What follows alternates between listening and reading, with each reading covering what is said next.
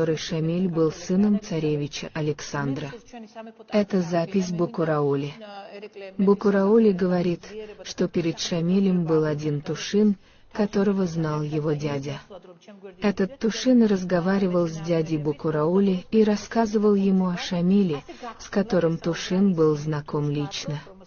Конечно, статус незаконного сына для такой большой персоны может быть очень горькой участью, но несмотря на это, по преданию дяди Леа, по преданию дяди Букураули, сам Шамиль в разговоре с этим Тушиным не скрывал этого.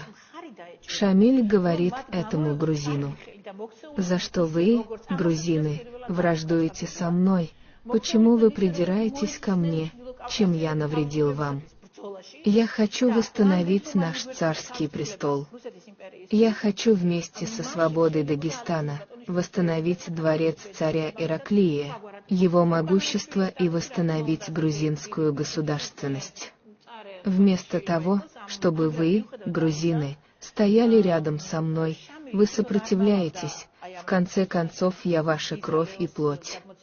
Вот так открыто разговаривал Шамиль с этим Тушиным, грузином, а Иване Букураули в своей книге «Три имама Дагестана» так подробно описывает этот нарратив.